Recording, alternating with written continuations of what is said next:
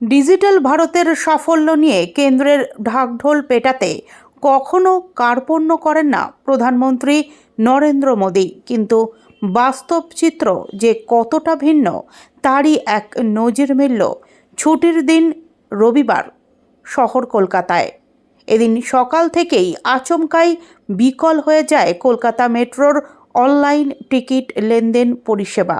আর তার জেরে আজ সকাল 10টা থেকেই চরম দুর্ভোগে পড়েন মেট্রো যাত্রী ও নিত্যযাত্রীরা। সাধারণত রবিবার ও ছুটির দিনে শহরের মানুষ ঘোরাঘুরি বা ব্যক্তিগত কাজে বেরোনোর সময় অনলাইন পেমেন্টের ওপরই বেশি নির্ভর করেন। মেট্রো স্টেশনগুলিতেও সেই ছবি স্পষ্ট থাকে, কিন্তু রবিবার সকালে অনলাইন লেনদেন বন্ধ হয়ে যেতেই টিকিট কাটাকে কেন্দ্র করে তৈরি হয় বিশৃঙ্খলা। টিকিট ভেন্ডিং মেশিনে ডিজিটাল পেমেন্ট না হওয়ায় নগদ টাকা নিয়ে হিমশিম খেতে হয় যাত্রীদের। পরিস্থিতি আরও জটিল হয়ে ওঠে মেট্রো কর্তৃপক্ষের কর্মী সংকটের কারণে। কর্তৃপক্ষের তরফে আগেই স্বয়ংক্রিয় মেশিনে টিকিট কাটায় জোর দেওয়া হচ্ছে এবং বহু কাউন্টার থাকে বন্ধ।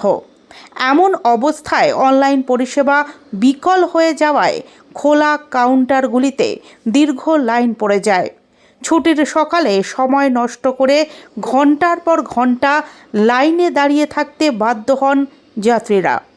ডিজিটাল ব্যবস্থার ওপর নির্ভরতা বাড়লেও পরিকাঠামোর এমন ভঙ্গুর অবস্থায় প্রশ্ন উঠছে, আদৌ কতটা প্রস্তুত কেন্দ্রীয় দফতরগুলি? ডিজিটাল ভারতের প্রচারের আড়ালে বাস্তব পরিষেবার এই ব্যর্থতা সাধারণ মানুষের ভোগান্তিকেই আরও বাড়িয়ে তুলল, এমনটাই মত শহরের যাত্রীদের।